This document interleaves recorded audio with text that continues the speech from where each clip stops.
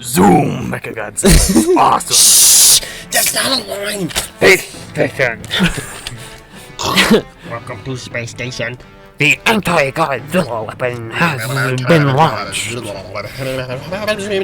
I only... Hello everyone, welcome to the Making of Godzilla 2185. Just to start off, these are some of the early sets. I didn't film too much of this because I wasn't thinking about just making behind the scenes yet, so I really only started once Godzilla came ashore. So the thing that's interesting about this is the water was plastic wrap, and I've been using plastic wrap as water since I think 2016, and I think it just turns out really well in stop motion. This was for the hologram scene. Over there is your insurgent, illuminated by that green light. I removed him later on, so it was just like transitioned, but it's just so that I could cut him out here. Originally this was on a green screen, but because he's also green, it took him out, so I had to change it to blue. It's a pain in the ass. This is just some set design. It was really easy. I mostly just had a dirt box and I threw trees in it. Godzilla holding onto a lamp. That's how I elevated him, so it made it look like his tail was way higher up. Yeah. Gotta do sound effects for your movies. It's very important. This is actual audio, by the way.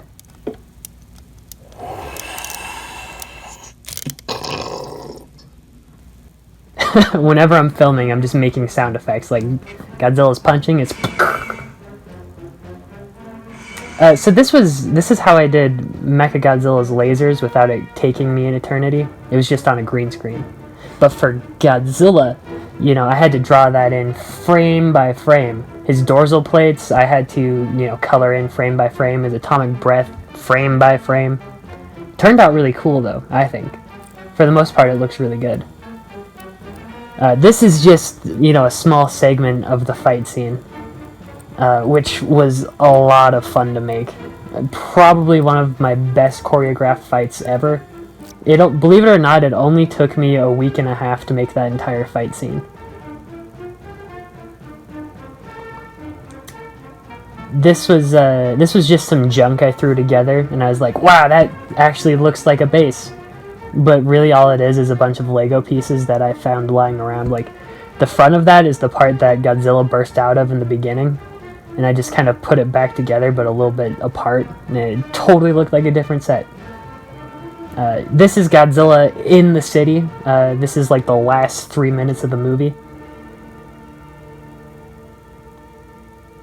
Yeah, this was where I really started experimenting with lighting. I'd never really done much with my light until here. So basically what I would do for my lights is I'd just throw a colored shirt over the lamps. Oh no! Okay. Let's fix that. Okay.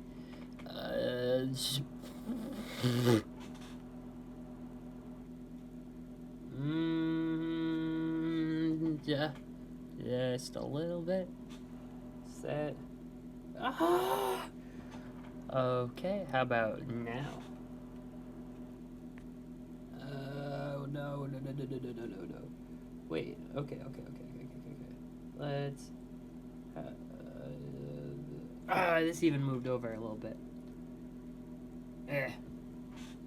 And you need to go a little bit. Nope. Okay, more back. Ooh. Got it? I think so. I think we're back in business. Okay, just a little twist.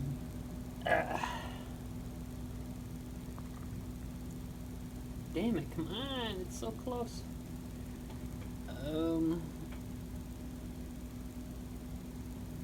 There we go.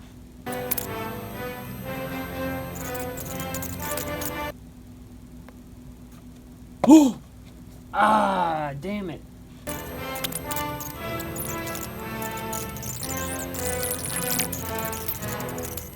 Now that happened all the time. I'd bump something and I'd have to spend some time adjusting it back.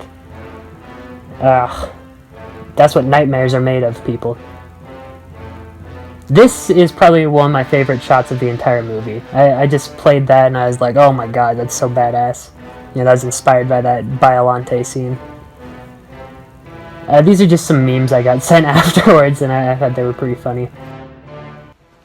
So I just want to thank everybody for all the support I received, not only while making it, but after I finished it. It really made it worthwhile, all the love it received.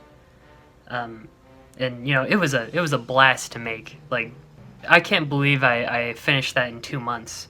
It had 24,000 frames, and I started production, I think, on June 8th, and then I finished on July 10th. And so that's 2 months. It was so much fun. I can't wait to make more. And there's definitely more coming in the series. That was just movie number 1. Expect more for sure.